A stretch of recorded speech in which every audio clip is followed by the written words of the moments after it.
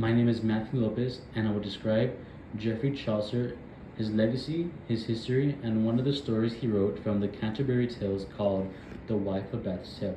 Family origins and early life.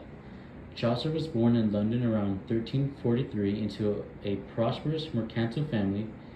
The Chaucer name is of Latin origin meaning shoemaker, and his father John was a wine merchant. His mother was the niece of Hamel de Compton, Agnes Compton.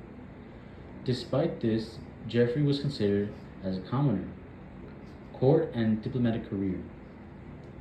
In 1357 through 1360, he began his career as a servant and soldier. At 17, he was captured during the war, but 1 year later, the father-in-law of Countess of Ulster paid for his freedom. He later served as a diplomat, customs controller in London, justice of the peace, and clerk of the king's works, positions through which he gained broad exposure to English society and climbed the social ladder. His exposure led him to meet figures which inspired his writing. Literary timeline. Key works include The Book of the Duchess, late 1360s, The House of Fame, Parliament of Fowlis, Troilus and Cresseide, 1380s, and The Canterbury Tales, which he began in the 1380s and worked on until his death. The Wife of Bath's Tale. Written in the late 1300s as part of the Canterbury Tales, The Wife of Bath's Tale is one of Geoffrey Chaucer's most famous and provocative works. It was created during social and religious change when debates about gender roles and marriage were gaining attention. The tale follows a knight who, after committing a crime, is sentenced to discover what women truly want. He learns that women desire sovereignty over their lovers and marriages. As a reward for accepting this truth, he is ultimately granted a happy ending. Through the Wife of Bath's bold voice and tale, Chaucer explores female agency, power, and the hypocrisy of societal double standards. Chaucer, who had exposure to many social classes through his court service, likely used his tale to reflect and challenge the rigid views of women in medieval society, blending satire, social critique, and humor to spark thought in his readers. Historical context, war and plague.